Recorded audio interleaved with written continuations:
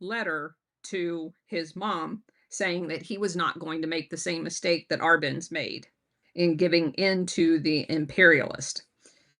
This section starts on September 20th, 1960, when Fidel Castro came uptown to Harlem. The white terracotta facade of Hotel Teresa on 7th Avenue and West 125th Street, the Waldorf of Harlem, was brightly lit like a Hollywood movie premiere. Outside the hotel entrance, a boisterous crowd was steadily growing in defiance of the rain and the police, awaiting the international political celebrity who was rumored to be checking in. Suddenly, a roar went up through the crowd as a car pulled up, and Fidel Castro exited the car. The Cuban leader and his 50-member delegation, who were in New York for the annual UN General Assembly meeting, had not received such a warm welcome at his first choice of accommodations in Midtown Shelburne Hotel. When the Cuban delegation checked in 2 days earlier at the Shelburne, they were greeted by a militant group of anti-Castro exiles calling itself La Rosa Blanca, the White Rose, which threatened to blow up the hotel. The Shelburne management promptly informed Castro's party that they would need to put up a $20,000 security deposit, which outraged Fidel Castro, insisting that his government did not have ready access to cash, announced that they would leave the hotel and pitch tents if necessary. Castro's 1960 trip to New York marked a turning point in U.S.-Cuba relations. The previous year, in 1959, the Cuban leader had enjoyed a much more hospitable reception during his 11-day visit to the U.S. Fresh from his revolutionary victory on New Year's Eve, Fidel was still something of a political mystery to the Eisenhower administration, and the media embraced him as a silver-tongued conqueror that had liberated the Cuban people from Batista's gangster reign.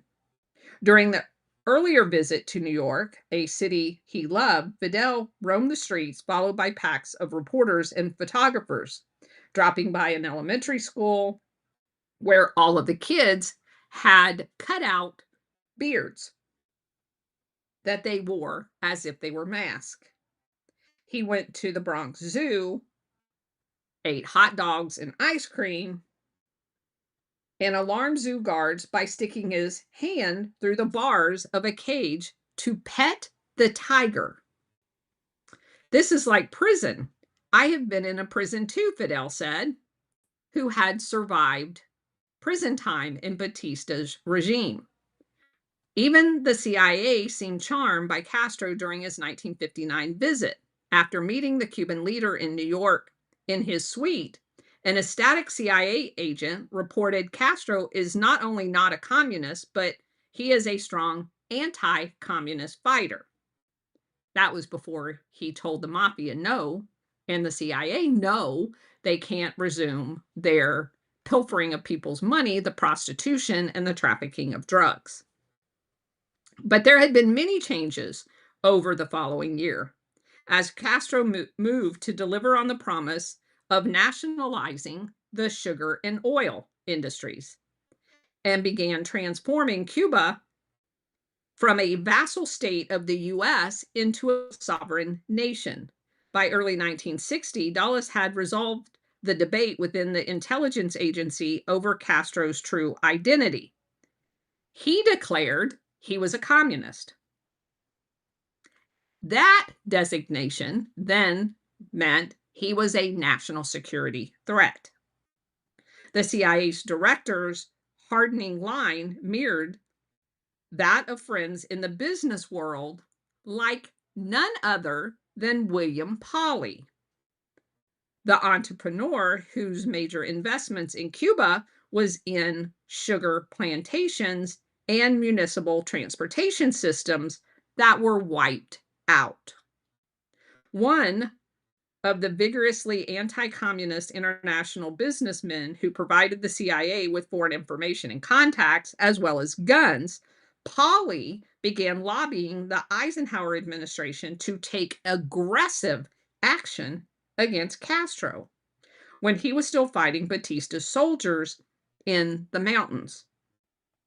After Fidel rode into Havana on a tank in January of 1959, Pauly, who was gripped by what Eisenhower called a pathological hatred of Castro, even volunteered to pay for his assassination. As the Eisenhower administration took an increasingly belligerent posture towards the Castro regime, Pauly found himself at the center of action, boasting that he and Allen Dulles chatted every day. The Eisenhower administration responded to Castro's expropriation of American-owned plantations, factories, and utilities by cutting imports of sugar into the United States. That was their lifeblood.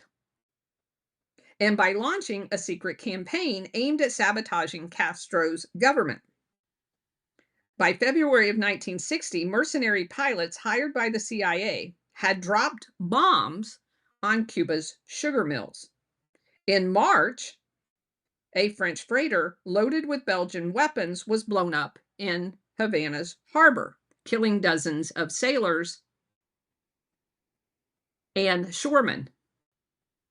And they had planted a second bomb and waited just long enough for firefighters and emergency personnel to come on the scene and blew them up. President Eisenhower approved a plan to train paramilitary forces outside of Cuba for an invasion of the island. The operation, which was spearheaded by Vice President Richard Nixon and the CIA, would culminate the following year on the beaches of the Bay of Pigs. Now, again, other than nationalizing industry in Cuba, outside of the control of American oligarchs, Pauly was a multi-millionaire. Castro had done nothing communistic at this point, but was dubbed a communist so that they could justify, because remember the National Security Action Memorandum, you had to be labeled a communist in order for that security memorandum to allow the assassination or attack. You had to be dubbed a communist. The explosion in Havana's harbor was a milestone in the Cuban Revolution. At a funeral ceremony the next day at the cemetery, an emotional Castro vowed that Cuba would never become cowardly in the face of U.S. aggression. He ended his speech with the declaration that became a ringing slogan of the Cuban Revolution: "Motherland or death, we shall win." Determined that Cuba would not become another Guatemala, Castro turned to the Soviet Union for economic and military aid. And the tragic dance began, locking Cuba and the US and Russia into an embrace for years to come, which nearly ended in a nuclear holocaust. This is a pattern that we see repeated over and over again. The refusal of the oligarchs to allow a country to determine their own destination pushes them into the hands of the very people they say they're fighting against. When Castro and his entourage landed in New York on September 18, 1960, he appeared to be in a subdued mood, reported the New York Times, for reasons that was not known to the American people. The Cuban airliner that flew the delegation to the U.S. had to be immediately refueled and flown back to Havana so that it wasn't confiscated. It was just one of the numerous ways the Castro delegation was subjected to harassment during his visit, as the Eisenhower administration maneuvered against the Castro leader on multiple fronts. By the time his entourage was forced out of the Shelburne Hotel, Castro seemed persona non grata in New York. The State Department had ruled that the Cubans could not leave Manhattan. They couldn't roam around the area. And no city hotel was willing to accommodate them. If New York was incapable of providing hospitality to world leaders, Castro fumed, perhaps the UN should be moved. But then Castro turned his humiliation into a propaganda triumph. And I'm sure this left all of them seething. As the Cuban delegation was preparing to leave Shelburne, a political sympathizer put them in touch with Black Muslim leader Malcolm X, who intervened on their behalf with the operators of the Hotel Teresa. The tallest building in Harlem, the 13-story hotel, was lofty but a little worn down.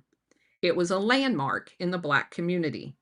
In its heyday, it had accommodated a glittering array of African American celebrities, including Josephine Baker, Louis Armstrong, Duke Ellington, Nat King Cole, and Lena Horne. In June of 1938, Joe Louis celebrated his heavyweight championship victory over Max Schmeling, Nazi Germany's Great White Hope, at the Teresa, as thousands of fans cheered on in the streets outside. When word spread that the Cuban delegation was headed uptown, Love B. Woods, manager of the Teresa, immediately came under the same political pressure as other New York hotel operators. Even Harlem's outspoken Congressman Adam Clayton Powell Jr. opposed Castro's relocation to Harlem. He called it a publicity stunt. And boy, was it. Quote, "We Negro people have enough problems of our own without the additional burden of Dr. Castro's confusion," unquote. But Woods, an elderly man who had grown up in Jim Crow, South Carolina, knew that what it was like to be denied a roof over your head. Woods stood his ground and opened the doors of Harlem's finest hotel to the Castro delegation.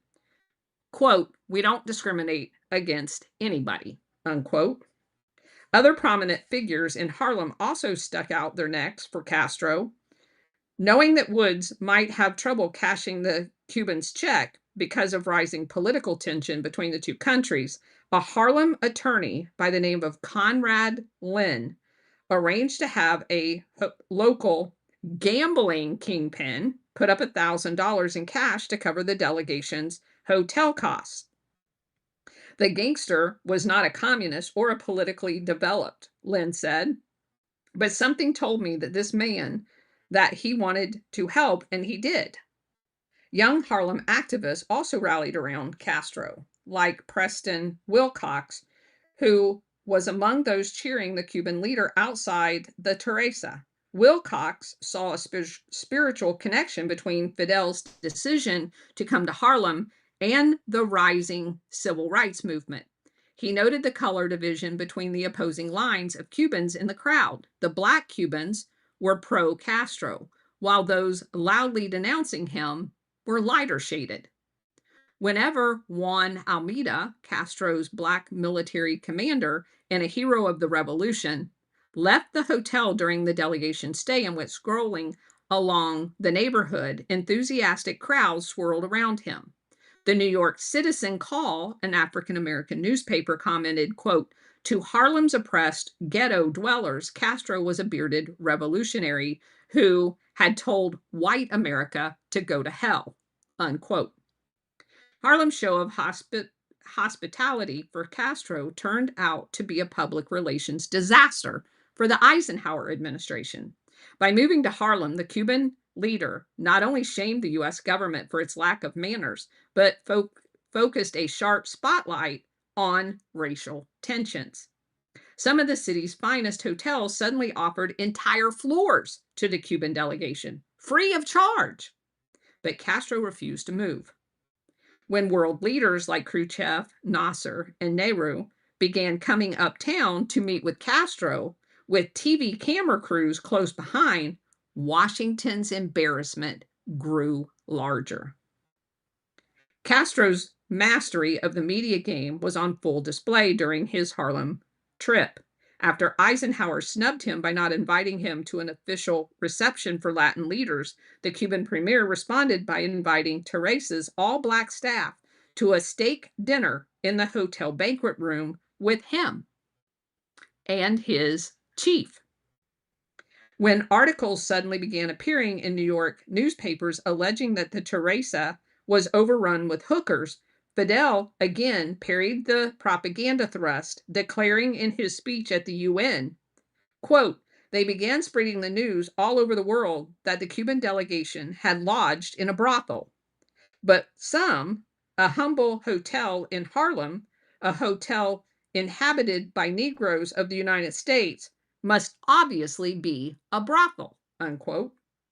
By the time he delivered his speech before the UN General Assembly on September 26th, Castro had seized the moral high ground in his growing war of words with Washington. His UN speech, a marathon performance that stretched over 4 hours, was a passionate defense of Cuba's autonomy. For years, his colonialized nation had no voice in world affairs. Castro told the International Assembly, quote, colonies do not speak. Colonies are not recognized in the world. That is why our nation and its problems were unknown to the rest of the world. There was no independent republic. There was only a colony where orders were given by the ambassador of the United States, unquote. But now at long last, Castro had a voice. What had his small impoverished nation done to so offend its powerful neighbor? Asked Castro. Quote, we instituted an agrarian reform that would solve the problems of the landless peasants and would solve the problems of lack of basic foodstuff. That would solve the great unemployment problem on the land. That would end, once and for all, the ghastly miseries that existed in the rural areas of the country. Was that radical, he asked? When his own life was on the line in Batista's courtrooms, it was not very radical. We were not 150% communist at the time, he told everyone. We just appeared slightly pink. We were not confiscating lands. We simply proposed to pay for them in 20 years. And the only way we could afford to do that was by bonds, bonds which would mature in 20 years at 4.5% interest, which would accumulate annually. Castro was telling the world that revolutionary Cuba had been willing to play by capitalist rules. But this was not enough for Washington. Cuba's new government had been too bold. It had clashed with the International Mining Trust. It had clashed with the interest of the United Fruit Company. It had also clashed with the most powerful interest of the United States. So then the example shown by the Cuban Revolution had to receive its punishment. Punitive actions of every type. Even the destruction of Cuba's foolhardy people had to be carried out against the audacity of a revolutionary government, unquote. Journalist I.F. Stone pronounced Castro's oration, which he delivered hour after hour by consulting with just a single page of notes, a tour de force. It was unlike anything ever heard before the UN, a scholarly, eloquent, heartfelt broadside against a rogue imperial power, delivered in the capital of world finance by a charismatic rebel leader who had risked his life to challenge the power. If Allen Dulles' Imperial Guard still had any doubt about how serious a threat Fidel Castro represented, his dramatic performance at the UN that day dispelled every single doubt. The CIA knew how seductive Fidel's appeal was, even in the West, particularly among college students, intellectuals, artists. In April of 1960, Robert Tabor, the first African American reporter for CBS News, who had scored an exclusive interview with Castro when he was still fighting in the mountains, stirred liberal circles by purchasing a full-page ad in the New York Times that passionately endorsed the Cuban Revolution. The appeal was signed by an impressive list of literary people. It sparked a wave of popular interest in the Cuban cause that led to the formation of the Fair Play for Cuba Committee. Within 6 months, the committee had enrolled 7,000 members in 27 adult chapters across the country and had struck a chord on college campuses, where 40 student councils were formed. While Castro was staying at the Teresa, the Fair Play for Cuba Committee, FPCC, organized a party in his honor at the hotel's ballroom. Among the guests was Allen Ginsberg, Langston Hughes, and C. Wright Mills, whose own impassioned defense of the Cuban Revolution, Listen Yankee, had sold 400,000 copies within months. Mills' book was based on his brief tour of the island, including 3 18-hour days with Fidel Castro himself. He said he was addicted to the habit of conversation. He rests by talking. Those were the early honeymoon days of the revolution before Castro's tendencies had hardened and before the Soviet quote unquote partnership with Cuba had begun. The relentless US pressure on the island would never succeed in toppling Castro, but it would help turn his nation into a tropical police state that CIA propagandist insisted it was from the very beginning, amounting a victory of sorts for Washington hardliners. But there was also a glow around Castro as he and his entourage settled into the Hotel Teresa. It was the dawn of the 1960s. The gray Eisenhower Dulles reign was coming to an end, and the world seemed to shimmer with new possibilities. The most electric moment of Castro's week in Harlem came one evening when Malcolm X, wearing a long black leather coat and tie, swept past the press pack in the hotel lobby and whisked to Fidel's suite on the 9th floor. Fidel invited Malcolm to sit next to him on the bed, the only comfortable oasis in the room. The revolutionary icons seemed hesitant at first to talk to each other. But as Castro lunged ahead with his uncertain English, they slowly found common ground. Fidel told Malcolm that the Cubans appreciated the warm reception in Harlem. I think you will find that people in Harlem are not so addicted to the propaganda they dish out downtown, Malcolm said. Castro's young foreign minister, Raul Rayo Corey, later said that he thought the meeting between the two, though lasting only a half hour, turned out to be historically significant because it helped broaden the Black Muslim leaders' narrow racial parameters. Malcolm began to understand that Blacks were not the only poor people that were oppressed, and the struggle was a common struggle. Afterwards, Malcolm maintained a strong interest in Cuba. The only white people that I have really liked was Fidel, he later said. The meeting between Fidel and Malcolm sent shudders through U.S. security circles. There was a potential alliance between the Cuban revolutionaries and the militant Black nationalists was seen as the stuff of nightmares at CIA. Malcolm's broadening political outlook, which accelerated after his split with the Nation of Islam in 1964, made him increasingly dangerous. And Corey, among others, was convinced that it led to his assassination in 1965. In 1960, Malcolm was the target of an intensive FBI surveillance. In fact, one of the people who had squeezed into Castro's hotel room that night was an undercover FBI agent who later reported back to the Bureau that the two men's conversation.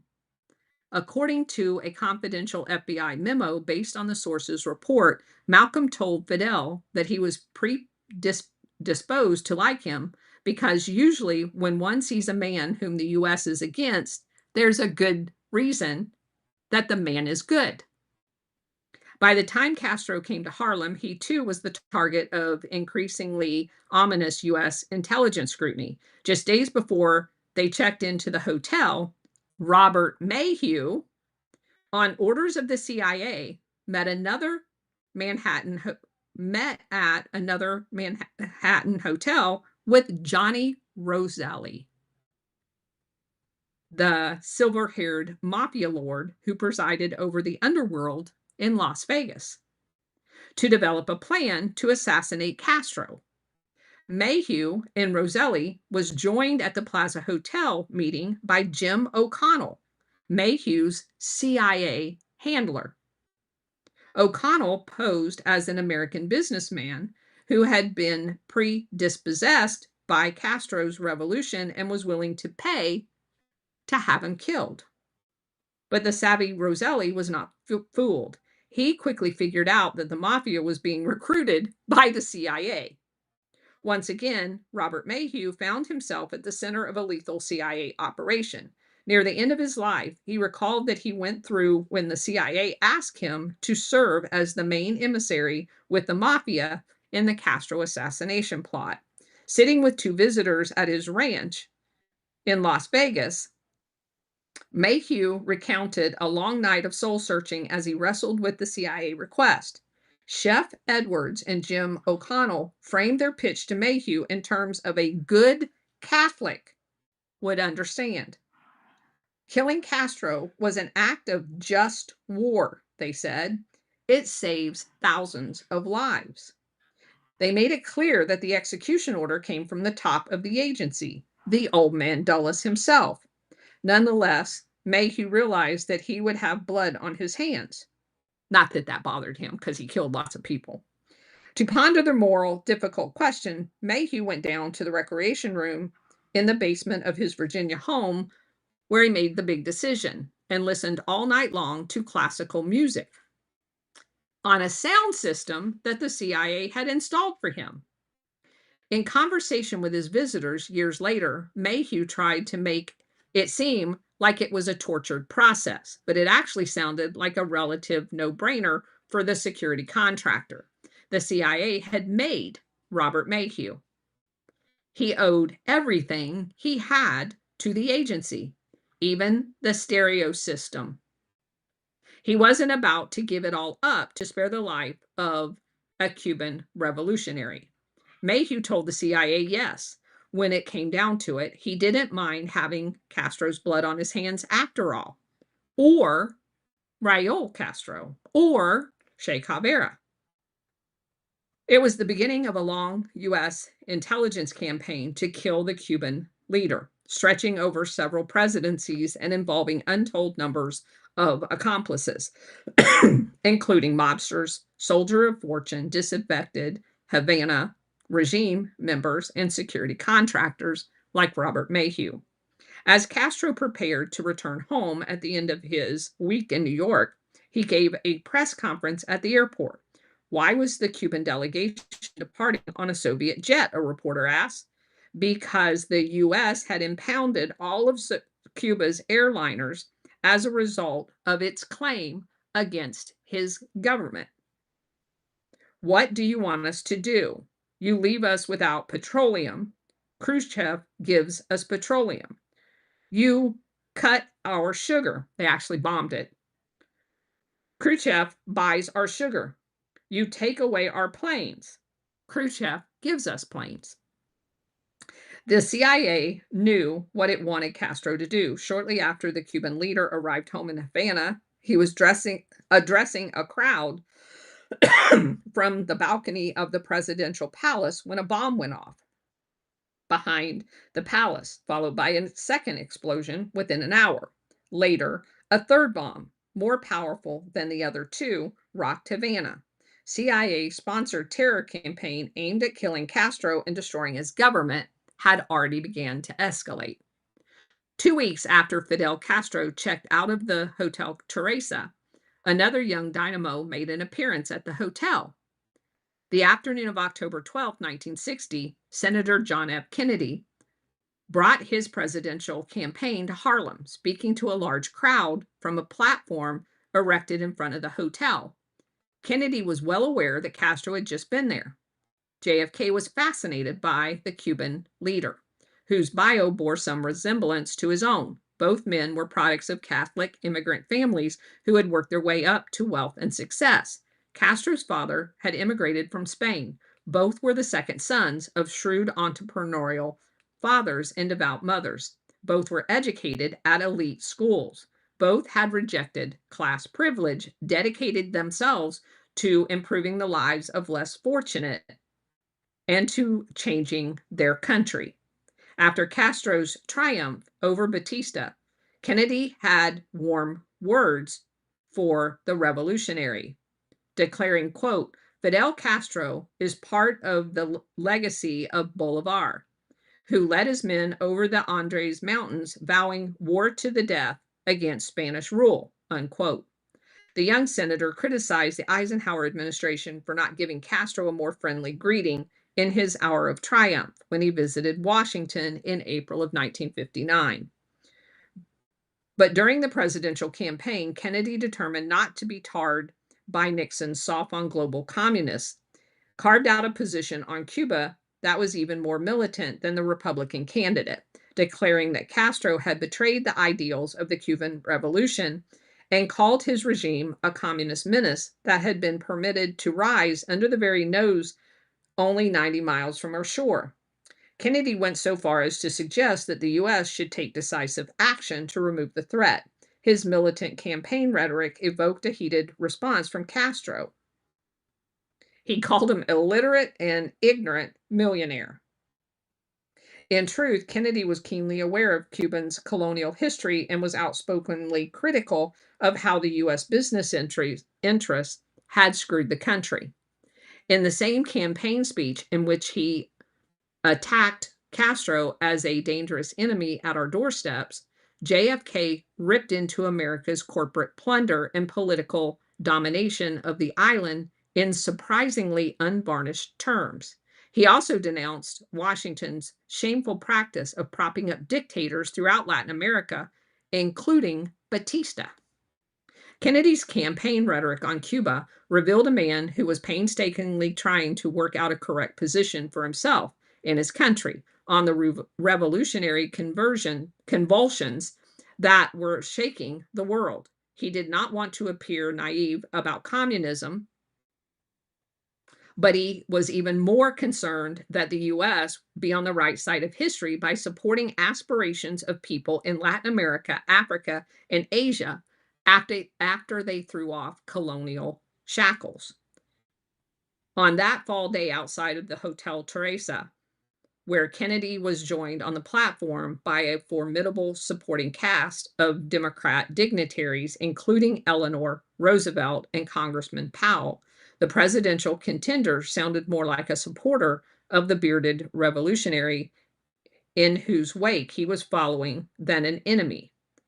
Quote, I am happy to come to this hotel a little late, but I am happy to come here, unquote. He went on to say, behind the fact of Castro's coming to this hotel, Khrushchev coming to Castro, there is another great traveler in the world, and that is the travel of world revolution, a world in turmoil. I am delighted to come to Harlem, and I think that the whole world should come here, and the whole world should recognize that we all live right next to each other, whether here in Harlem or on the other side of the globe. We should be glad that Castro and Khrushchev came to the United States. We should not fear the 20th century. For the worldwide revolution, which we are seeing all around us, is part of the American Revolution. The man who was soon to become America's youngest president showed Harlem that day that he too could deliver a speech, perhaps less fiery than Castro, but with equal passion and vision. Declaring America's revolutionary ideas to continue to inspire people throughout the world, Kennedy said, quote, there are children in Africa called George Washington. There are children in Africa called Thomas Jefferson. There are none called Lenin or Trotsky or Stalin in the Congo, nor Nixon. There may be a couple called Adam Powell, he laughed. America could not continue to inspire the world, Kennedy went on, unless it practiced what it preached at home. If a Negro baby is born here, a white baby is born next door. The Negro's baby's chance of finishing high school is about 6% of the white baby. This baby's chance of getting through college is about a third of that baby's. His chance of being unemployed is 4 times as great. All that must change, JFK told the audience. White people are a minority in the world. They could no longer hold back the dreams of the rest of the world. Kennedy vowed that if he was elected, he would align America with the winds of change. I believe it is important that the President of the United States personify the ideals of our society, speak out on this, associate ourselves with the great fight for equality. In the next 3 years, as Cuba became a focal point of U.S. foreign policy, Kennedy would continue to wrestle with his relationship to Cuba, to Castro, and revolutionary change. As president, JFK's posture on Cuba gradually softened, with the White House inching towards a state of peaceful coexistence with its neighbor. The fitful rapprochement with Cuba would set off a turbulent reaction in Washington, particularly within the national security circles still dominated by Dulles. In these men's mind, it was not just Havana that loomed a hotbed of dangerous ideas. JFK had just added his name to that list. The cruel circus of American politics has a way of exposing a candidate's inner self, particularly of congressional campaigns, where the battle is fought up close and on one's home turf. Allen Dulles briefly threw himself into the political arena in August of 1938 when he declared himself a candidate in the Republican primary in Manhattan's Upper East Side. Like Foster, who later ran a similarly ill-fated campaign for U.S. Senate, Allen had a nuanced feel for power, but not for politics. The brothers were imbued with a sense of public service, but in their minds, democracy was something to be saved from the demos. Democracy works only if so-called intelligent people make it work, Allen said. You can't sit back and let democracy run itself. Dulles's partisan sensibilities did not play well in the campaign, even in posh Republican Upper East Side. During the race, he put together all of the right elements, like a corporate lawyer meticulously building his case. He lined up Elihu Root Jr., the son of Teddy Roosevelt's Secretary of State, who served as his campaign chairman. He secured endorsements from all of the New York papers, including the Times and Herald Tribune. He opened up a campaign office in Belmont Plaza Hotel. Clover joined him. He volunteered for charities. But there was no passion in Dulles's campaign. His speeches were stilted, and his debate performance was lawyerly. The month-long primary campaign pitted Dulles against the incumbent, a conservative Democrat congressman named John J. O'Connor, who had cross-filed in the Republican primary after President Roosevelt announced his intention to purge O'Connor as a traitor in the New Deal. During the brief race, Dulles tried to carefully parse his attacks on the popular president, expressing sympathy for FDR's broad social aims, while denouncing his dictatorial attitude. But O'Connor, who had established himself as one of the more effective opponents of the New Deal in Congress, came across much more muscular. When the battle-scarred political warhorse turned his invective on Dulles, accusing him of being a sellout to his country, to international interests, to Wall Street like J.P. Morgan, Dulles could only mutter a feeble reply. On Election Day, September 21st, Dulles went down with a thumping defeat, losing the Republican nomination in a 3-2 margin to a man who did not even belong to the party. That's gross. Dulles promptly returned to the world of discrete power that he knew best, never again subjecting himself to the political process. On the surface, JFK seemed similarly unsuited for the political arena. Privileged, reserved, and physically frail, young JFK was a far cry from his glad-handing political forebears, such as his maternal grandfather, John Honey Fritz Fitzgerald, the perennial Boston politician who wooed voters with his gift of song and blarney. Kennedy confided to friends over dinner, "I'm not a political type." In contrast to his grandfather, who wanted to talk to everybody, Kennedy said he'd rather read a book. When he made his political debut in 1946, running for Congress from the Boston Cambridge 11th District, the 28-year-old Kennedy was far from a shoo-in, despite his father's wealth and connections. The sprawling district encompassed a slew of tough Irish and Italian working class neighborhoods and slums. He was a Harvard educated candidate and seemed too aloof to run with that pack. Joe Kennedy tried to outfit his son with the best campaign brain trust money could buy, but JFK preferred to work with the young war veterans like himself. Jack Kennedy sought out Dave Powers, an Air Force veteran who had grown up scruffy Irish Catholic Charlestown as a political wise guy. The son of a dock worker who had died when Powers was 2, leaving his widow and 8 children, the political operator knew the dreams and heartaches of the families crowded into the neighborhoods. When Kennedy first approached him in Charlestown's tavern to ask him to join the campaign, Powers said no. A millionaire's son running for Congress in a shot and beer district? No way. Kennedy didn't seem cut out for the Boston brawling politics. In fact, the young man, who would soon be diagnosed with Addison disease and who was told that he would not live past 45, did not seem long for this world. As the 1946 campaign got underway, Kennedy was plagued with severe back and abdominal distress, and he suffered ever since. He had malaria when he was in the South Pacific. He was described by Powers as aggressively shy.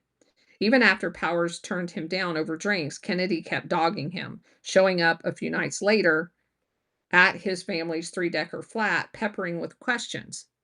"Well, if you were helping me, what would you do here or there?" A few days later, when Kennedy invited him to come to his first campaign appearance, Dave Powers gave in to his political destiny. JFK was addressing a group of Gold Star mothers, women who had lost sons in the war, at Charlestown American Legion Hall.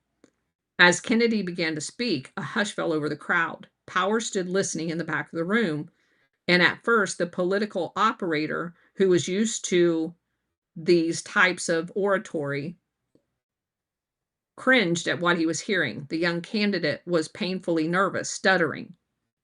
And then it happened. Kennedy, whose own family had lost their firstborn son, Joseph Patrick Kennedy Jr., in the final days of the war, found his voice. "I was getting kind of nervous," Powers would say years later. And then Jack looked out at all of those women. "I think I know how you feel because my mother is a Gold Star mother too. And all of the years I've been in politics, there was nothing like the reaction he received. He immediately was surrounded by all of these Charlestown's mothers, and in the background, I could hear them saying, 'He reminds me of my own son.' It was overwhelming." Powers finally gave in. JFK reached out his hand and said, "Then you will be with me." And I shook his hand, and I was with him until the day in Dallas.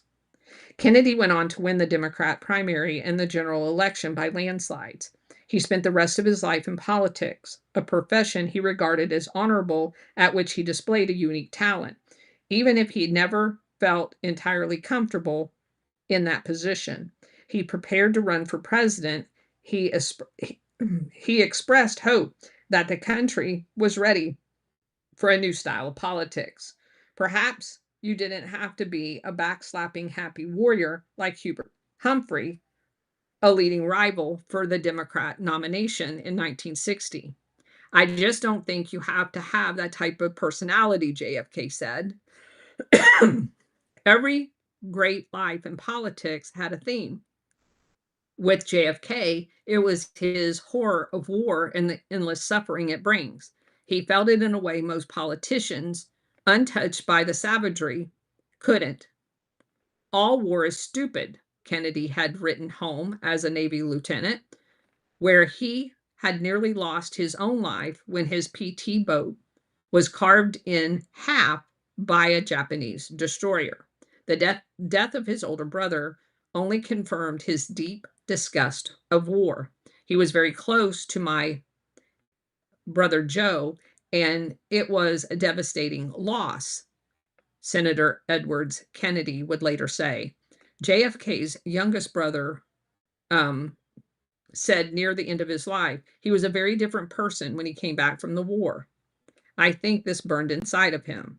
Allen Dulles had also felt a personal impact of war when his son was irreparably damaged in Korea, but his own family tragedy provoked no deep, agonizing feelings in Dulles because he's a devil.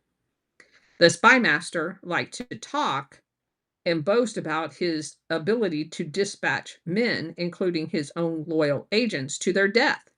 In contrast, during his years in the White House, Kennedy continually wrestled to avoid bloodshed, again and again defeating belligerent counsel from his national security advisors. Dulles came to see this as a weakness, while Kennedy would conclude that his CIA director was a man of the past, recklessly provoking Cold War confrontations when the world was crying for a new vision.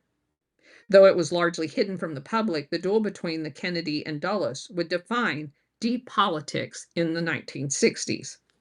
Dulles first met Kennedy in the winter of 1954 while JFK was at his family beach home in Florida, in Palm Beach.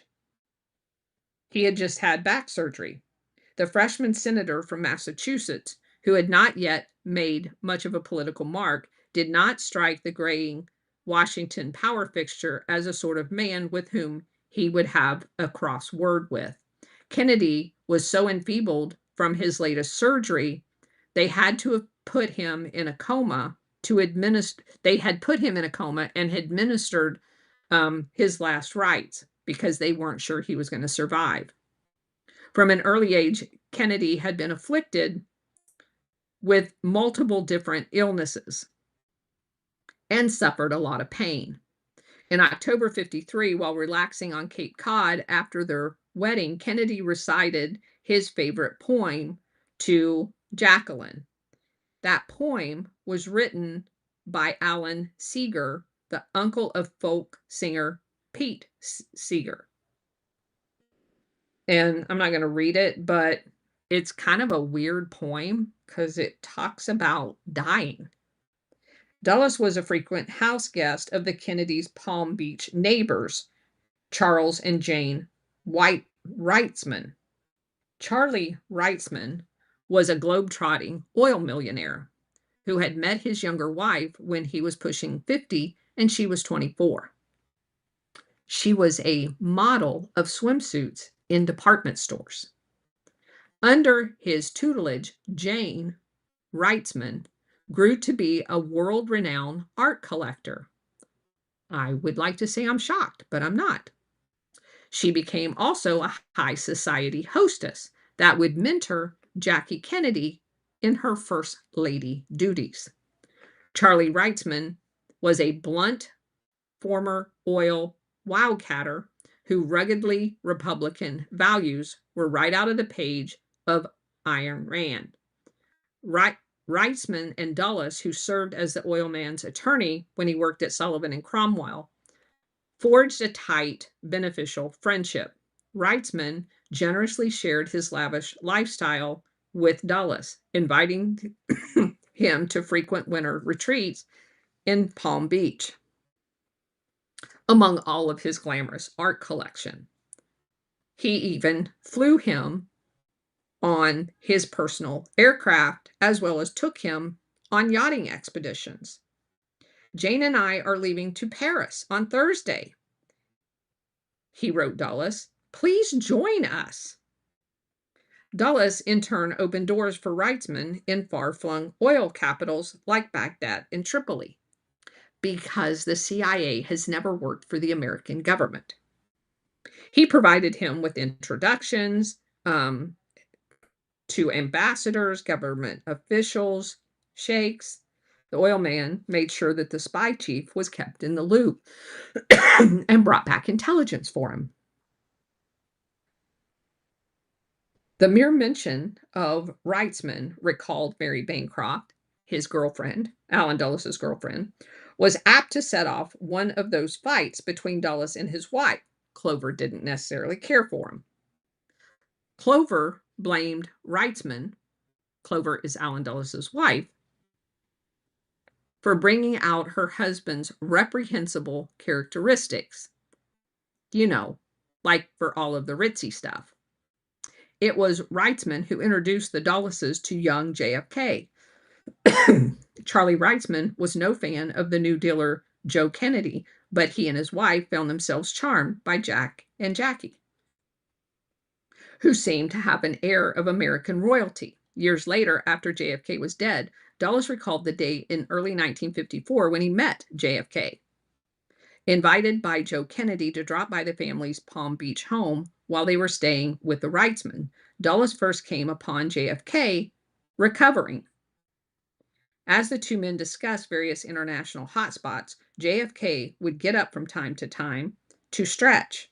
On another occasion, JFK was invited to dinner at the Reitzman's house with both Dulles brothers in attendance. JFK was quite a modest man in those days, recalled the CIA chief. I remember my brother was there, and I don't say Kennedy was overawed, but he was very respectful. Thus began a relationship that Dulles regarded as tutorial and educating the promising young man who had the proper regard for his elders. He was always trying to get information. I don't mean secrets of that kind, just to make sure he was informed. He wanted my views. He asked my brother his views. If Dulles' attitude towards young Kennedy was condescending, his wife was awed. Clover's first real opportunity to become acquainted with JFK was in August of 55. She and Allen were vacationing with the Reitzman on the beach in southern France. They were sitting in a cabana, but the most memorable occasion, she wrote, took place when they went to dinner with the Kennedy clan. They were on holiday in France as well. Joe Kennedy's son, the senator, was there. He was 36. Actually, he was 38. But we're reading what she said. But looks no older than a college boy, is nice looking and straightforward, sincere, intelligent, attractive, and likable. And I haven't been so enthusiastic about anybody for ages.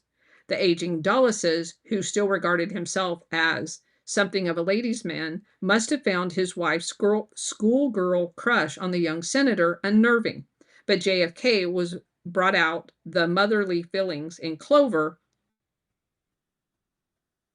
We talk of you, Clover, wrote Allen Jr. Later it goes on to about a letter, but it's saying that she basically fashioned JFK in place of her son. The two Dulles brothers were slow to realize that if the young Senator Kennedy was their pupil, he was also increasingly rebellious one.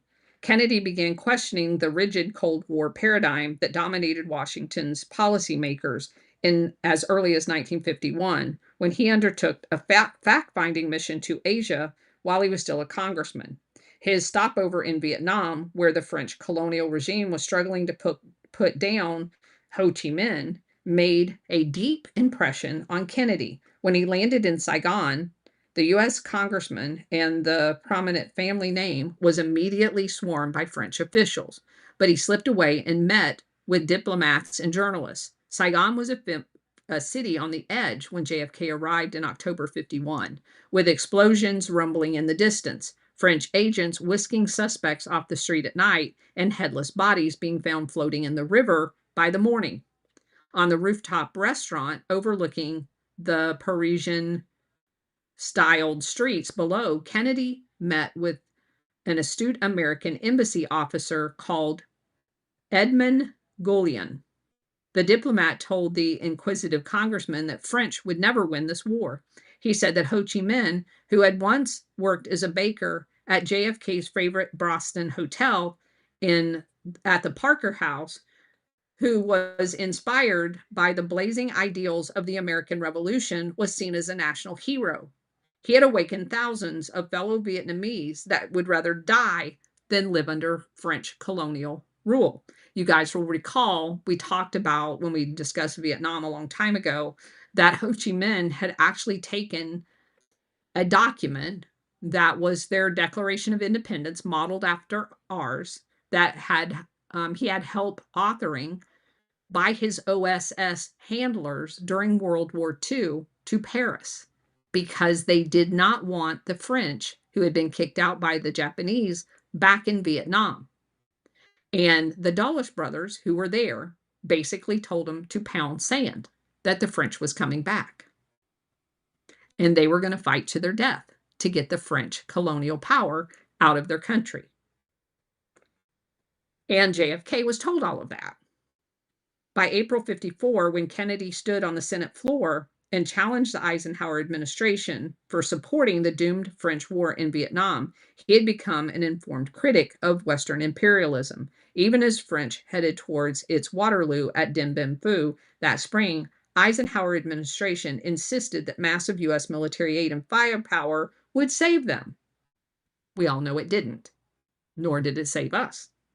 But as Kennedy told the U.S. Senate, to pour money, material, and men into the jungles of Indochina would be a dangerously futile and self-destructive. The young senator had a much firmer grasp of reality than anybody in the Eisenhower administration.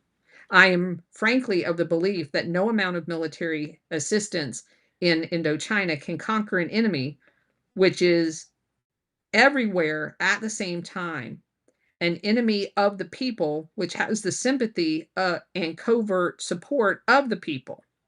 History proved him right. Kennedy had an instinctive sympathy for downtrodden subjects of imperial powers, one that was rooted in his Irish heritage. His political rhetoric often reverberated the extra passion when he addressed anything dealing with imperialism. In July of 1957, Kennedy once more took a strong stand against French colonialism. This time, France's bloody war in Algeria. They had a massive independence movement going on, which again found Eisenhower administration on the wrong side of history. Rising on the Senate floor 2 days before America's Independence Day, this is what Kennedy said. This whole thing's a quote. The most powerful single force in the world today is neither communism nor capitalism, neither the H-bomb nor the guided missile. It is man's eternal desire to be free and independent. The great enemy of this tremendous force of freedom is called, for want of a more precise term, imperialism. And today, that means Soviet imperialism, and whether we like it or not, Western imperialism. Thus, the single most important test of American foreign policy today is how we meet the challenge of imperialism, what we do to further man's desire to be free. On this test, more than any other, this nation shall be critically judged by the uncommitted millions of Asian and Africa, and anxiously watched by the still hopeful lovers of freedom behind the Iron Curtain. If we fail to meet the challenge of either Soviet or Western imperialism, then no amount of foreign aid, no aggrandizement of armaments, no new pacts, no doctrine, or high-level conferences can prevent further setbacks to our course and our security, unquote. Kennedy's speech was a bold challenge to Eisenhower Dulles's worldview, which interpreted all international events through the prism of the Cold War and allowed no space for developing nations to pursue their own progress. Breaking from the Cold War orthodoxy that prevailed in the Democratic as well as Republican parties, JFK suggested that Soviet expansionism was not the only enemy of freedom. Western imperialism had crushed legitimate aspirations of people as well. Kennedy's thinking about historical imperative of third world liberations was remarkably advanced.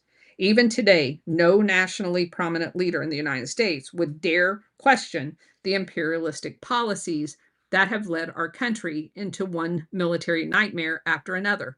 Kennedy understood that Washington's militant opposition to the world's revolutionary forces would only reap a bitter harvest. If the U.S. stifled legitimate forces of national self determination, he said, then rising generations around the globe would be left with radicalism and feudalism, which is exactly what happened. Kennedy's Algeria speech was a political bombshell. Ike sounded off about JFK's speech in a cabinet meeting, sourly commenting, quote, "That's fine. Everybody likes independence. We can all make brilliant speeches, but these things are rather difficult problems, and maybe somebody ought to make a speech to remind the senator that they're not so easy," unquote. Eisenhower began referring after that time to JFK as the little bastard. Meanwhile, Secretary Dulles icily told the press that if the senator from Massachusetts wanted to crusade about imperialism, maybe he should target the Soviet variety. You are free to talk about that all you want, but not Western imperialism. JFK brushed aside the Eisenhower Dulles criticism as predictable Washington rhetoric. Kennedy had little respect for Eisenhower, seeing him as a disengaged leader who would rather play golf with his millionaire cronies than confront the world's emerging new realities. Quote, "I could understand if he played golf all the time with his old army friends," unquote, Kennedy told Arthur Schlesinger. But no man is less loyal to his old friends than Eisenhower. He is a terribly cold man. All of his golfing pals are rich men that he has met since 1945. As for Foster, Kennedy dismissed him as a aging pontificator who saw the world through slogans, godless communism, Soviet's master plan, all of that kind of rhetoric. While Kennedy's denunciation of French colonialism in Algeria brought sharp rebukes at home, even from the Democratic standard bearers like Adlai Stevenson, who called it terrible, and the New York Times, which found the speech insufficiently delicate. It stirred hopes overseas, particularly in Africa, a continent swept by anti-colonialism tempests. Dignitaries from African countries began calling regularly on Kennedy at Capitol Hill, praising him for his courageous position on Algeria. In the words of an Angolan revolutionary, one of the senator's aides had to spend much of her time trying to find housing in segregated Washington for the steady stream of African visitors. In the Senate office building, it was becoming the center of African aspiration. The Eisenhower administration remained a reactionary bastion. The president and his top advisors were convinced that the African people were not ready to take responsibility for their own affairs because they're too stupid. The book doesn't say that, but that's exactly what they thought. And that any revolutionary mischief on the continent would only play into the communist hands. So they would overthrow them, pushing them into the communist hands. At one time, the National Security Council meeting, Vice President Nixon observed, quote, "Some of the people of Africa have been out of the trees for only 50 years, unquote. Maurice Stans, who would later serve as Nixon's Commerce Secretary, recorded that statement. He replied that he had the impression that many Africans still belonged in trees. The president did nothing to elevate the discussion, remarking with assurance that Africa, man's emotions still have control over his intelligence. Eisenhower said that. Eisenhower also expressed resentment when he was invited to those N-words, by which he meant African dignitaries' diplomatic receptions. By the spring of 1959, the Eisenhower Dulles regime was coming to an end. Foster was declining. He had colon cancer. On April 11th, Allen, who was vacationing at the Wrightsman's Palm Beach house, was summoned to his brother because he was basically dying and he wanted to hand in his resignation. Allen chartered a plane and flew to Augusta, Georgia, where, of course, Eisenhower was golfing at his little White House. Foster only had days, maybe hours to live, and he knew it, Allen wrote. Speech came hard to him. I saw there was something very special he wished to tell me. Every word of what he said was a struggle. Foster's last testament was recorded by Allen, was a remarkable war cry, undimmed by pain or fog of death. It was a gift of forged steel to his brother. Foster told his younger brother America was facing no ordinary antagonist. The Soviets sought not a place in the sun, but the sun itself. Their objective was the world. Somehow, the American people must be brought to understand the issues, their responsibility, and the need for American leadership anywhere, maybe everywhere, in the world. This is what my brother said to me on May Day. It was his last message to me, said Allen Dulles. To defeat communism and to project U.S. power everywhere in the world, Allen Dulles was determined to pursue his brother's holy war. But with Foster buried, the younger Dulles had lost his principal ally. Allen had never been as close to Eisenhower as John Foster. The president had given his CIA director a long leash, but he never felt fully comfortable with his judgments.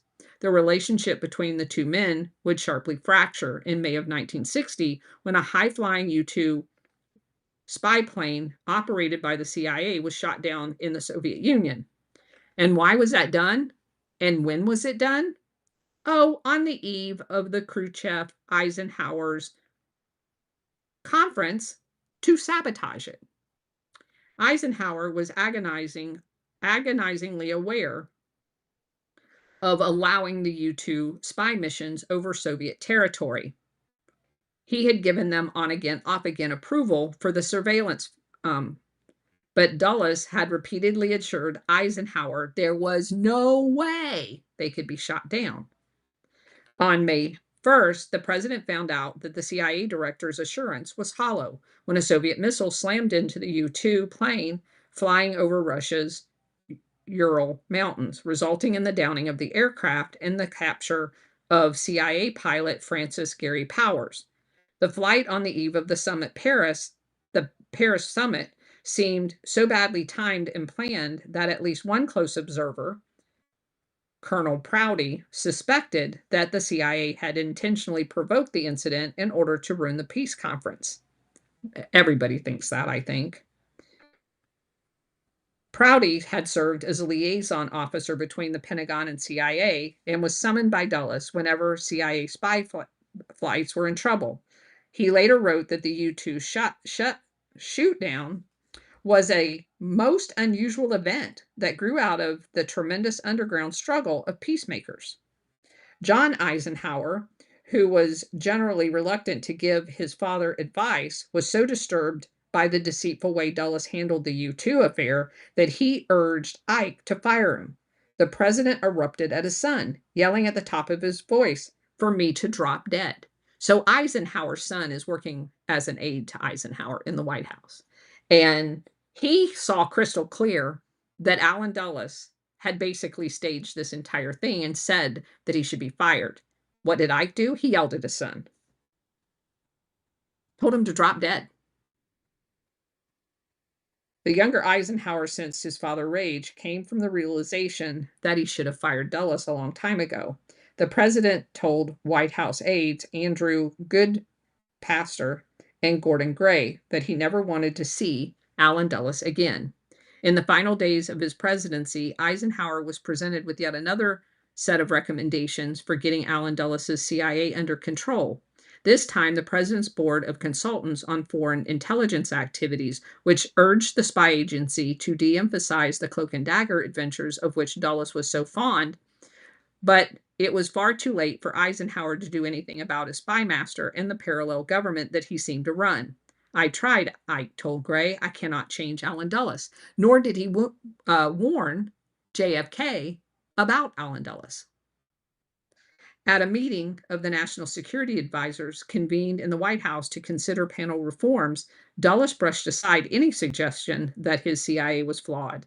It would be a folly for him to delegate any responsibility for running the agency. Without his leadership, it would be a ship without any oars.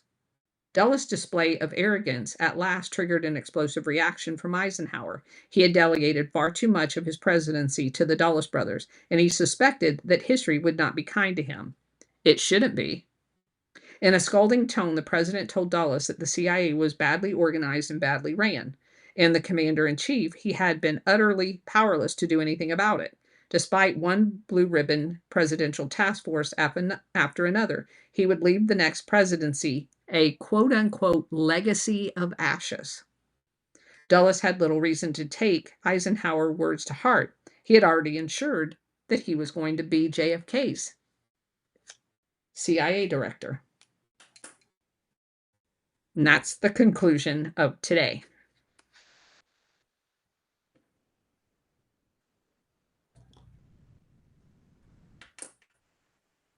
Anyone? Comments? Go ahead, SR. Thank you, Colonel, and thank everyone for being here on Rumble and Spaces. And anybody that's trying to dig out, I sympathize with you because I'm doing it myself. But that aside, when we opened with Castro and what he was doing in Harlem, as well as his UN speech, he declared himself to be a Marxist, Leninist communist. Okay? And if I take a look at Castro's rule, and even today, Marxism and Leninism are tied together, but I never saw anything that Castro did or anybody who's leading Cuba today to move towards communism. So I'm not saying, and I don't think this book is saying that Castro was good. But Castro, like all of these players in this foreign policy or foreign countries, were physically, mentally, psychologically pushed into the communist camp because they refused to conform with the US dictates in allowing their resources to be plundered. That's a point that's not even, you can't even argue against that. It was done in every country that we've looked at. If you were not willing to bend the knee, your only recourse at the time, because you couldn't trade with China. China was still a third world country as well. The only large entity that had the ability to defy the dictates of this oligarchical system was the Soviet Union, because they didn't give a shit. And pushing countries that all they wanted was, if Cuba wanted to experiment with that, it's a fucking island. Who gives a shit? If they wanted to be Marxist, it'll implode. If what they say economically about these programs is in fact true, they'll implode. And you have the biggest naval armada. You can certainly make sure that no weapons get there, which is why I'm really suspect about not that there wasn't Soviet weapons there, but they knew every single thing that was coming and going out of that island. I think that was allowed to happen intelligence-wise, so they have yet another reason to destabilize the United States and JFK into another blunder. But that aside, in Chile, it was not until He picked up the phone after blockade, make the economy scream. They're starving all of the people. They bought the newspaper. They're just every attack from every angle that Salvador Allende picked up the phone and said, I need help. The same thing happened with Patrice Lumumba. He was not a communist. I mean, he was educated all over the place. He came to America and tried to make a deal with us. And we were not interested because he wanted to use his own resources for his own people. And so you just see this playing out over and same thing with Ho Chi Minh. Ho Chi Minh loved America. He actually lived here. He loved America, but he was not going to be a colony to the French. He wasn't going to allow America to take over Vietnam. And by doing that, you push people into the only other entity that has weaponry and resources to support the nationalist. And by them reaching out for that support, they get labeled a communist. And I'm just, for the life of me, can't figure out why not just let the communists fail. It was because they were afraid they would succeed. They were afraid that there's going to be an alternative to the capitalist imperialist giant that people could potentially thrive in. I'm not a communist. I don't think that's a great way of doing things. But why not let it fail? Then you have the documentation. Same way with the Soviet Union. Did it eventually fail? Hell yes, it did, because it's dumb. But you can do that. But that's not what they wanted. They wanted control over everything. Illini, go ahead. Hey, Colonel. Yeah, first off, what an interesting chapter. The thing that really struck me is the convergence of all of these different people kind of coming together around Fidel Castro, which, of course, later becomes. I mean, this chapter must have derived a lot of its information from the House Select Committee on Yes. Assassination. Yes.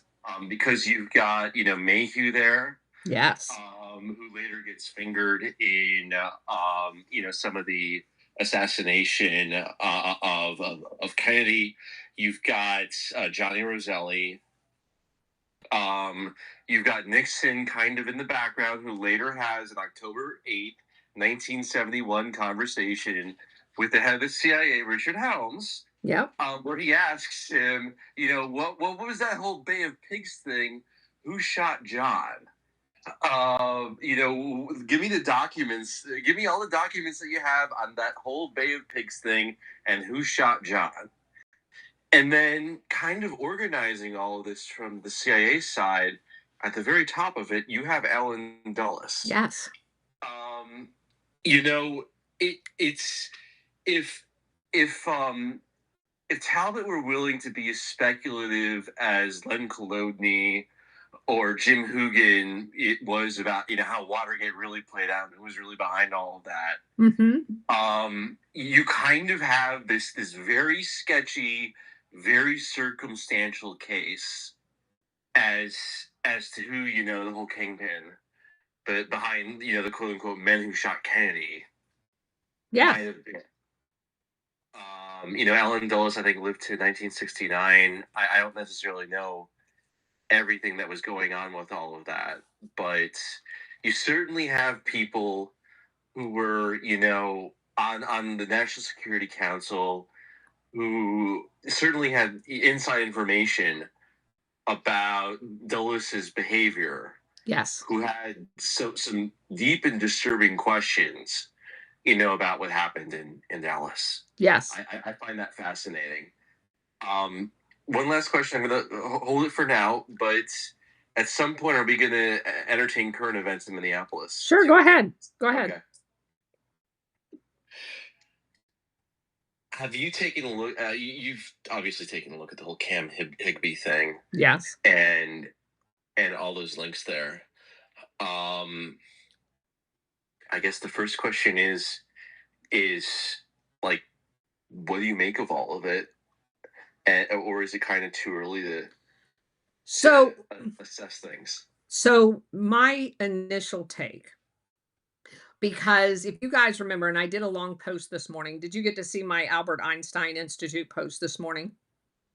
I missed it. I'm Okay, sorry. no, that's fine. Because I don't mind talking about it.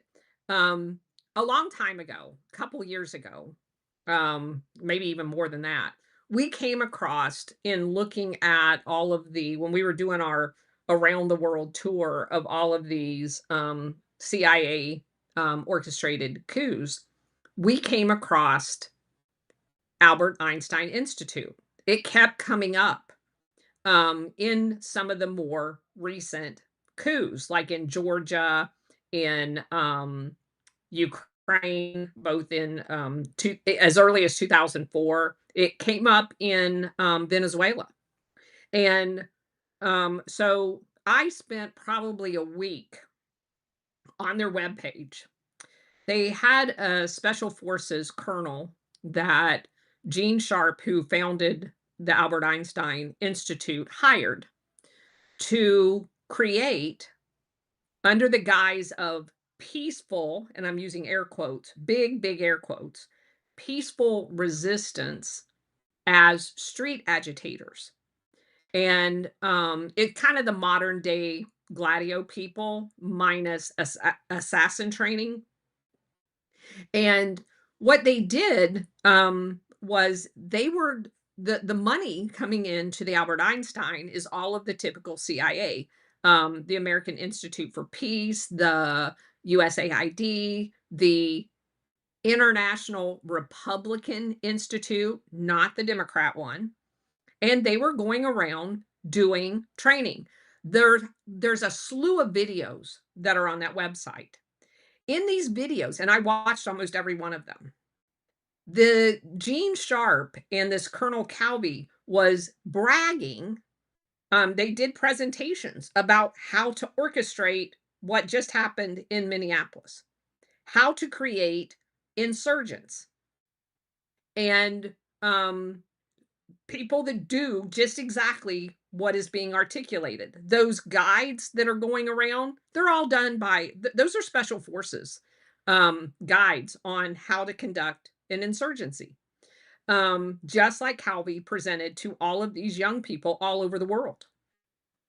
And then one of the videos, like the fourth one I watched, had some of the people that had led these revolution insurgent efforts in their home countries, bragging about how they did it.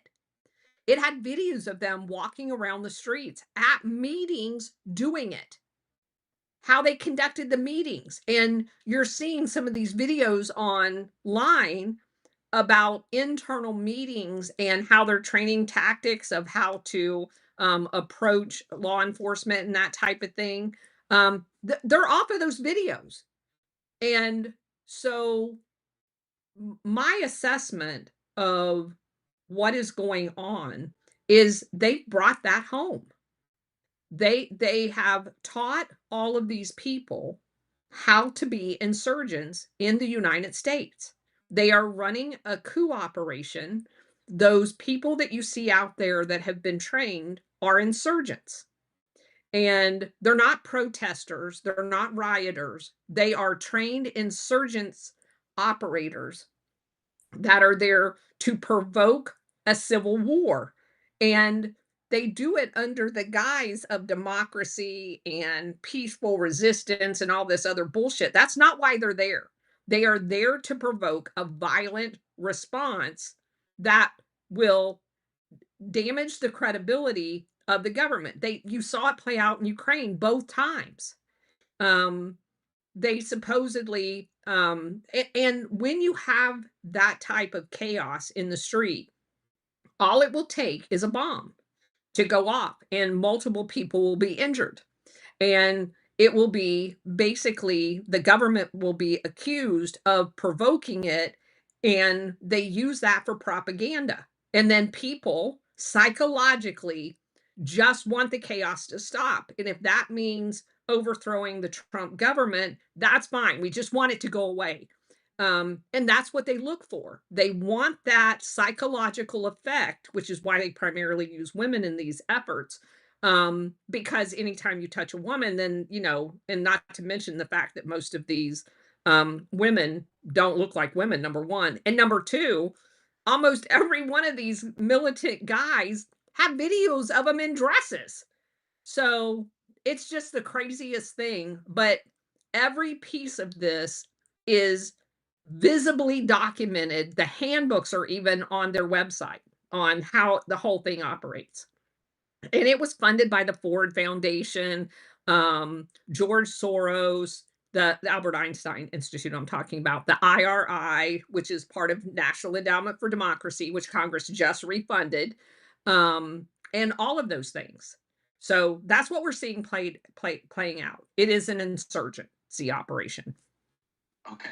I definitely agree with you. My knowledge of strategy of tension is more primitive, but you can identify all of these people going around being quote unquote legal observers, Yes. being funded by the Soros-backed National Lawyers Guild Yes. to do all of this. Oh, and we That's found clearly strategy of tension. yes, we found the National Lawyers Guild in multiple operations as well. I think I posted your Albert Einstein post from 10 hours ago Yeah. to the Nest. Thank you. The other thing that I put up that's based on my more rudimentary understanding of the Pinochet coup was a CIA memo from September of 1970 explaining how psychological warfare works to create coup conditions. Yes. Here's what I'm concerned about and what the strategy is. That ultimately their goal is to make propaganda obviously sharper and more provocative, but then public and provocative rallies should be held, growing in size and intensity until the communists must react. So, and by communists, they don't mean communists; they mean the government. They mean Allende. Yeah, they mean yeah. Allende. And in this case, if you go off of this more rudimentary 1970 model of it, they're obviously trying to have all these demonstrations, and they're trying to get Trump to react. Yes. And then to use that as a big fuck up. Yeah. I'm sorry. Yes. No, that's fine. And the question is how do we?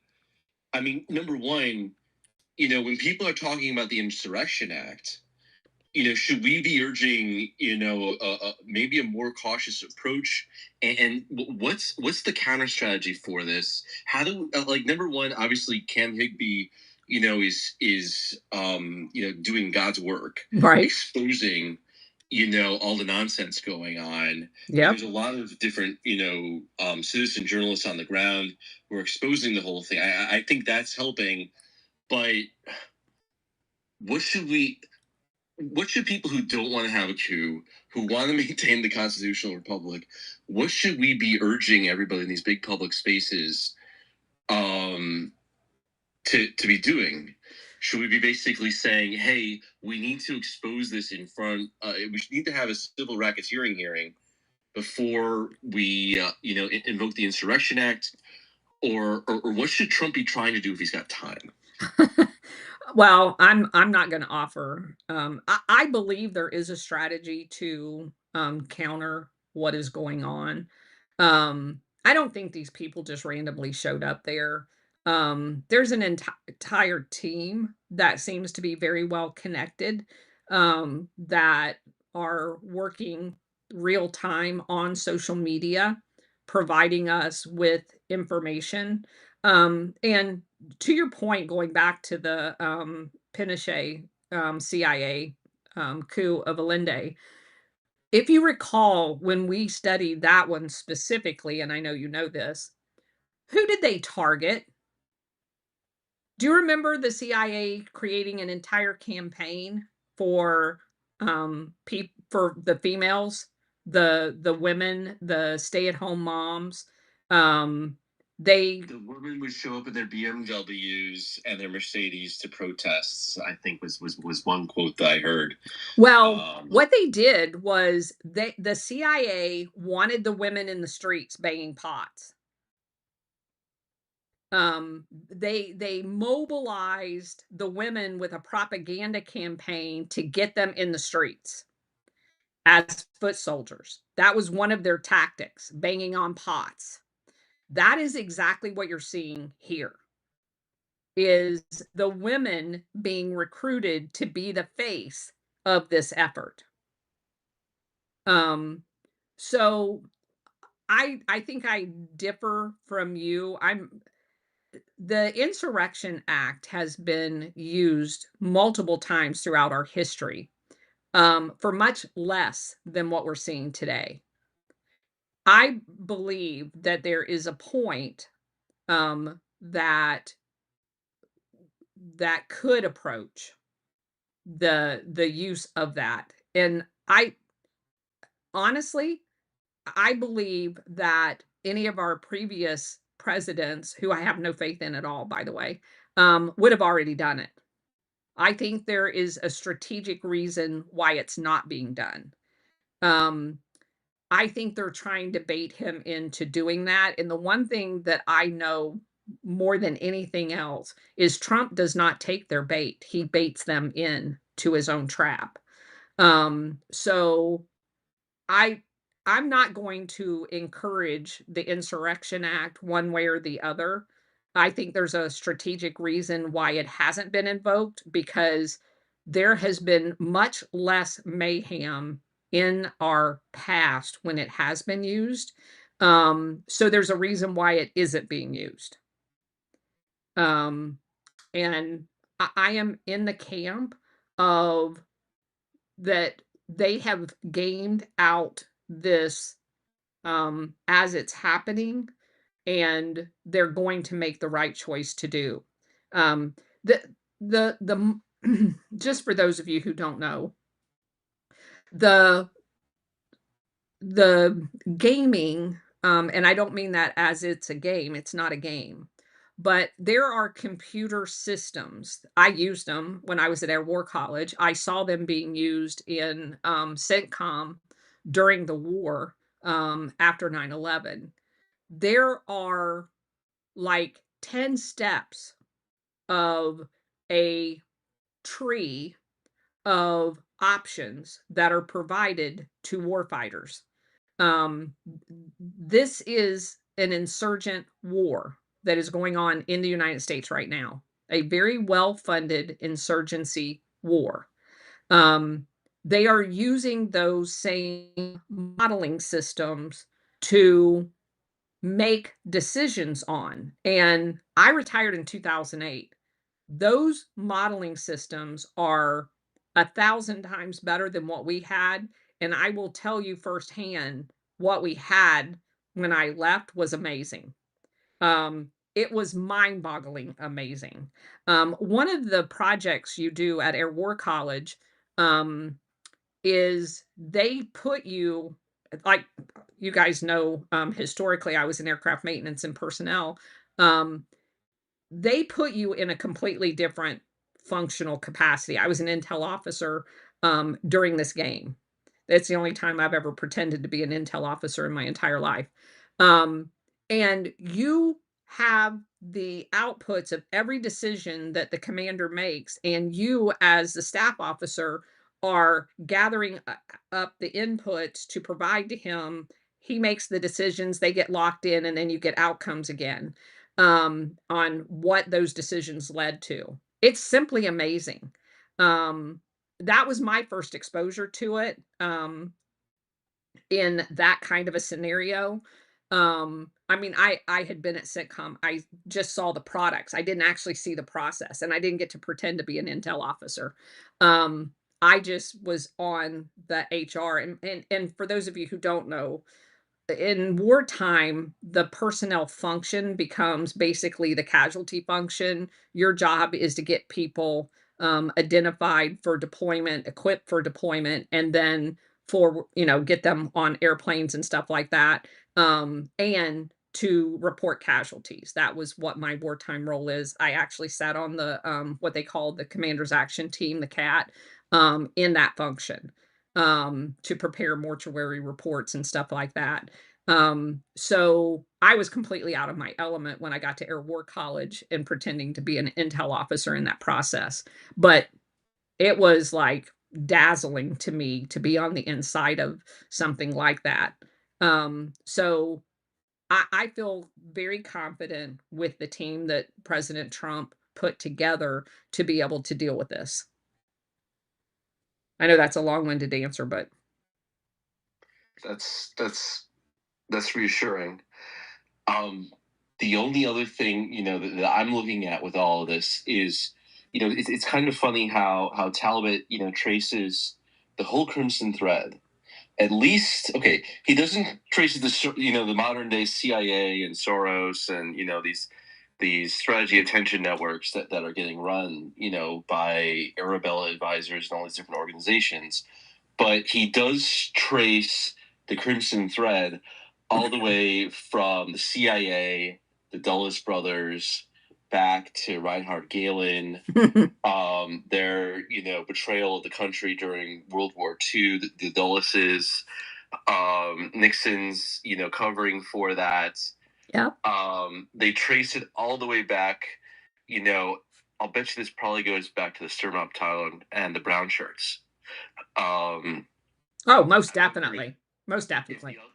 The one thing that's in the back of my head right now is, okay, we all know what happens to the brown shirts Yeah. after they became a political liability. Yes. During the Night of the Long Knives. Yes. They murdered them all. Yeah. I wonder when, I'm sure that the playbook for dealing with that is going to be much better concealed today in the same covert way that they were able to conceal that this is a big brown shirt operation. So the best thing that could happen to these militant insurgents is for them to get arrested. Yeah. I mean that's kind of my take too. We need to get a lot of different people into the witness protection program, and we need to kind of, I'm worried about what could happen next year now that it's a political liability. Because, to your point, in every one of these scenarios that we've researched, the people that were part of the if it was successful, they just embedded the insurgents into the future government. When it was unsuccessful, they eliminated them, or they brought them back to the United States. There's no United States to bring them back to. So the best thing that could happen to any of the people that are out there acting as insurgents in the United States is for them to be arrested and jailed. Because that's probably, and although you're not safe in our jail system, but they're probably a lot more safer there than they would be running around with inside information as to what their role was in it, especially the higher ups. The cells are pretty autonomous, and a lot of the people in the cells don't know what the hierarchy is, but the higher up in that hierarchy you are, the greater risk in the aftermath you will be. And we've seen repeatedly what happens to the quote unquote witnesses in all of these regime change operations inside the United States. They're eliminated. I mean, Roselli turned up in a barrel, chopped up. So don't be one of the. A couple of assassinations right before witnesses were supposed to testify. A couple? Yeah. A couple? There were. It wasn't just Roselli. There was another mafia guy. No, there's a whole ton of them. Yeah, a whole bunch of people died in 75, 76, if I recall correctly. Yes. Yeah. Megan Newt, go ahead. One thing in all these discussions, I'm wondering if President Trump isn't sitting back and waiting for the good people, and when I say good people, I mean people with a conscience, rise up and fight for their freedom. Now, I'm not advocating for violence. Do not get me wrong whatsoever on that. But This harkens back to, say, around 1775. At that time, there was no government to step in and fight for the freedoms that our forefathers wished for. And seriously, I'm glad they did what they did. So I get really irritated when I hear all this talk about, well, when's the president going to do this? When's a DHS going to do this? When is that? On and on and on. What about the people that live in the damn city? I mean, I know it's 10 degrees outside and your poor little digits are going to get froze, but somebody has to go out there. I mean, we had this happen over the summer. Bikers showed up, Antifa disappeared with a quickness and hurry-ups. That's the kind of stuff that needs to happen. No violence, just showing them that, hey, we're not going to take this crap anymore. So here's the problem. Yeah, but here's the problem that you have. And this is the reason why they pick these particular cities. You show up in Portland, they arrested you. They arrested you because you had a flag on your shirt. They arrested you because you were carrying a flag. They arrested you because people pointed out that you didn't belong there. These police forces in these cities are part of the operation. They are insurgents themselves with a weapon and a badge. There's a friend of mine, they live about an hour outside of Minneapolis, and they're all of the same mind. It's a trap for them. The governor is in on it, the lieutenant governor is in on it, the people on the council are in on it. This is a trap to anybody that would go there. Now, to your point, I have said this for the last, I don't say it often, but if someone provides me an open door, I walk into it. And I just did with General Flynn. There are people that have large audiences that around the country, they have followers on X that if they had a day of unity or a patriot day of people just peacefully asking for permits to go in front of their city hall or whatever, to all over the United States to show their support for the government and the deportation of, have like maybe 5 points. This is what we support. I think that morale wise would do an amazing thing. I would never advocate for anyone to go into what I view as a trap with a corrupt system. But there are other avenues of expressing what you're suggesting. And I don't know why that doesn't happen. They have the resources, they have the audience to do that, they have the reach to do it, they have the network because they've organized events all over the United States. So they have the mechanism to do that. You and I couldn't do that. We don't have a big enough reach. Um, but they don't. And I don't understand why they don't. Um, and I think that would be a huge morale boost on the white hat side of this, to let people know that we're out there, not the provocateurs and not all of the other people that um, try to hijack stuff, but just regular American patriots. But because then I don't think people would feel um, helpless or not part of the fight. It gives them something that they can do in show of support of President Trump. Um, and I mean, I certainly would be there. But Illini, go ahead. To respond to Megan Nukes, I can give one example from history, which was John Brown. He runs this raid on Harper's Ferry. The Southerners, call him a terrorist. They have a point.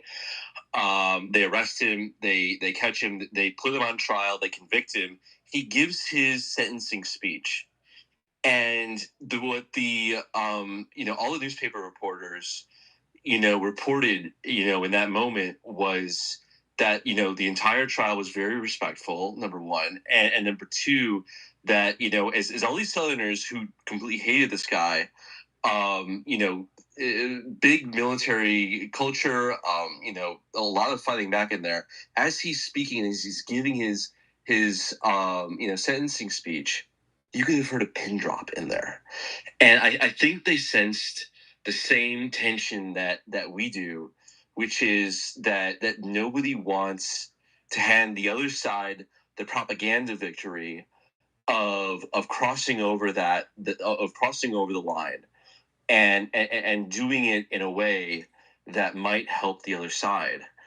And I think that's really the risk. The risk, and it's a big risk, is you have to wait for the other side to mess it up. Yep. Well said. SR, go ahead. Thank you, Colonel.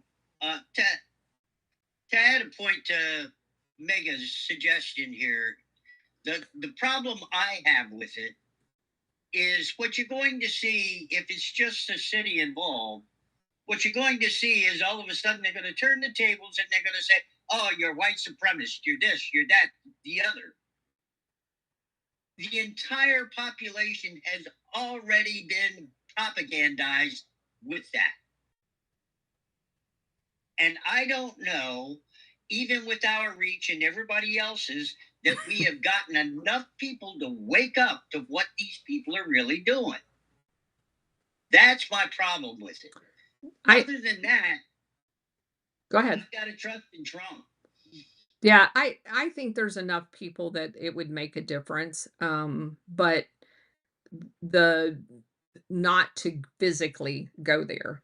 Megan Nuke, go ahead. Okay, I think everyone here is missing my point. If you're a husband and wife and you have an argument and it's pretty heated, what's the last thing on the planet you want anyone to do? Outside influence. And that's my point. It isn't the outside people that, yeah, we're all screaming, do this, do that, do this, do that. Why are not the people in that community? I just told you.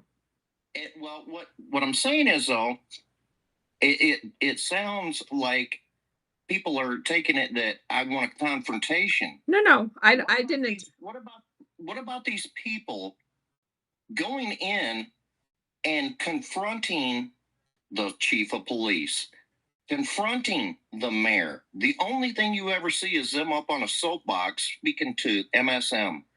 So you don't hear anybody going in there and saying, "Look, dude, if you don't do what needs to get done, you're going to get the hammer dropped on you." But they're not, because there's corrupt vote. They're not in there because people voted them in. They're in there because of backroom deals.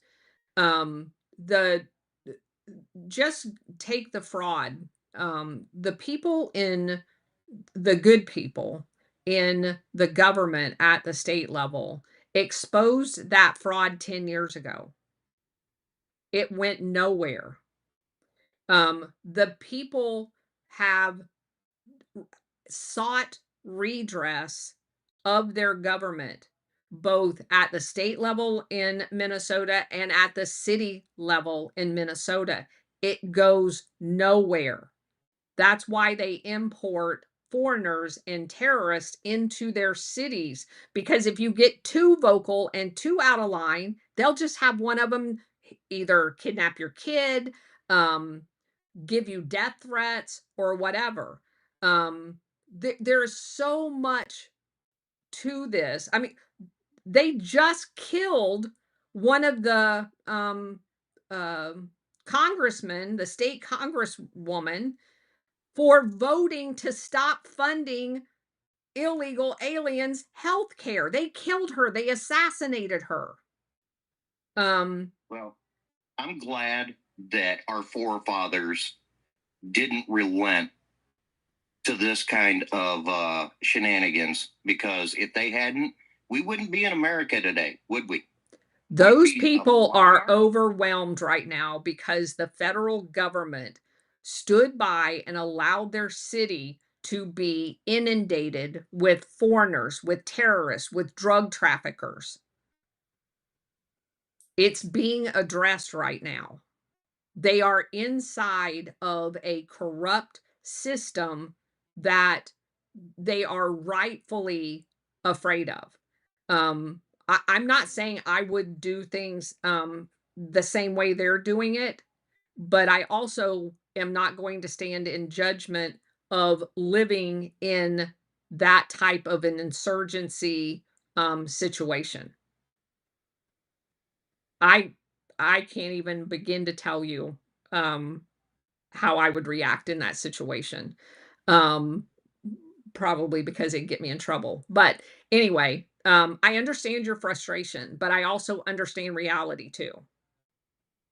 I've read so many stories about how these operations work and the terror of anyone that steps out of line. The things that happen to them. So I certainly understand where they're at, and they've lived with this now over 10 years of being inundated and had no matter who cried out, no matter how much fraud they found, no matter what, they got zero traction, and they just had one of their congressional members that had the backbone to stand up against the system and do the right thing assassinated. Illini, go ahead. Colonel, I mean, the question about outside influence, though, at least outside international influence, I mean, that's the one that has me worried. If this is purely a domestic thing, Trump's going to be able to win it. Where I'm more concerned, even if it's a NATO thing, I think Trump can probably win this. It'll be a little bit more work. Where I'm concerned about is, you know, there is talk. I'm trying to remember this guy's name. There was this guy who was affiliated with the CCP, who was also helping to organize some of these protests. And then, of course, you got Tim Walz, who did his honeymoon in China. Right. You know, is the risk that, okay, China obviously has intelligence and they're aware of this whole system. Are they going to try to basically plug in and, replace, the old Rockefeller, Vatican Bank, London, Tel Aviv network, and along with Reinhard Galen and the BND? Are they going to try to replace that network? With them at the top, running these different cells. Well, I think that's why you just saw a lot of recent changes in China. I'm very much of the mind that every country leading up to the Trump administration had its own deep state. And I think all of those people, I mean, we certainly saw it happen in Saudi Arabia during Trump's first term. I think all of those countries, you see it in his second term with the arrangement that was uh, created with Qatar. I think all of those dynamics are in play here. Um, I I think there's le- I, there's anytime there's one of these operations, there are outside influence, meaning foreign. Um, but the heart of these operations has always been ran by US in conjunction with others. They kind of had the head seat at the table. And would some of the people in that um, collective ask for foreign assistance? Sure. But I think that all of that stuff is being mapped as we speak. And I think that the appropriate response will be had. Um, because they're all collectively in this together. The international syndicate is called international for a reason. It's all being taken down, and they all hate it. So there's certainly collective efforts to ensure that Trump does not get the House and Senate during the midterms and that he spends the last 2 years fighting impeachment. I'm sure that's part of their plan. And it is not just a US operation. So, um, why are you so mad? Go ahead. Okay. I wish you could have seen I was throwing up a whole bunch of 100 emojis to what you said. I completely agree with what you're saying. The whole thing is pretty much by the book when it comes to the insurgency in Minnesota. I find it interesting that apparently Waltz has gone ahead and has talked to Donald Trump and is going to be going ahead and calling up the National Guard. So we'll see how that goes. It's also interesting that he wants the National Guard to wear fluorescent vest, which is, I guess, just making sure that they stand out compared to other agents. I wonder why. And it seems that he's, well, I don't know how to put this other than birds are singing when it comes to Minnesota, and like you said, mapping out who and what and the flow of money right now. And I'll put it out. We're just going to see what happens, because once the National Guard gets there and put on their fluorescent vest. Well, they're already there. They were handing out donuts and coffee. Oh, fantastic. I love donuts. Not to the feds, but to the insurgents. Yeah. Just what I thought they would be doing. Yes. It sounds like they're there to go ahead and keep that. I can't even say it. I was going to say keep the peace, but we already can tell what side they're on. We'll see how that seems to flow out from here. But yeah, mapping things out, and it seems like Tim Waltz is being a bird that's being caged right now, and willing to sing a few verses, so to speak. So we'll see how that's going, and I think something's going to be coming of that within the next 72 hours, maybe a couple weeks. We'll figure it out. Things happen fast on this timeline. Things happen very fast. Yeah. When you live in a 24/7 hour world, it happens absolutely at the blink of an eye. So yeah, well, it's going to be interesting. But yeah, I agree. I'm waiting for the call out for foreign aid for Minnesota right now. Yeah. So all right.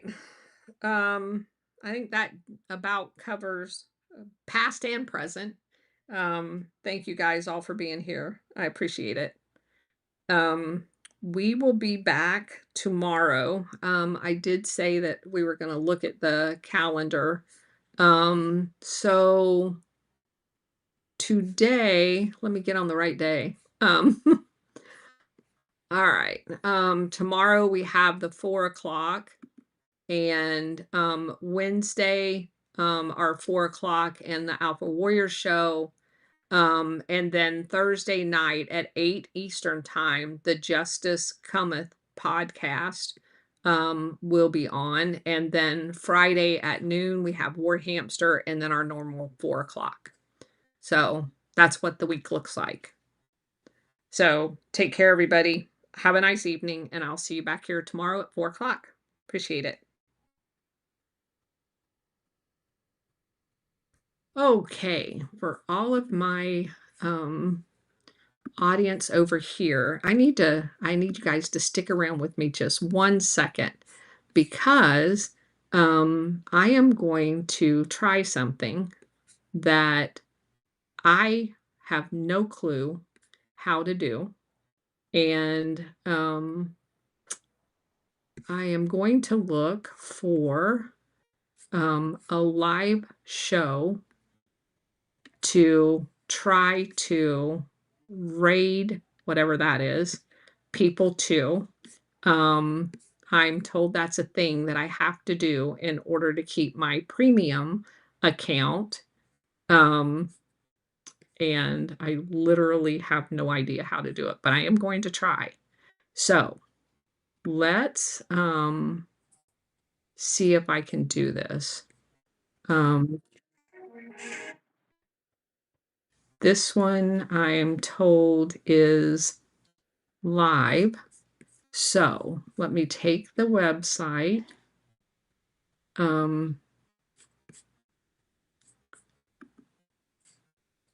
Copy that and then bring it over here to the studio and try this.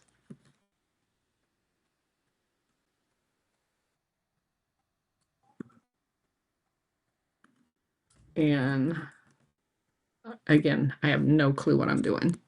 We'll try it both ways and see if that works. All right. Thanks for everybody. I'm going to go grab some dinner. Take care.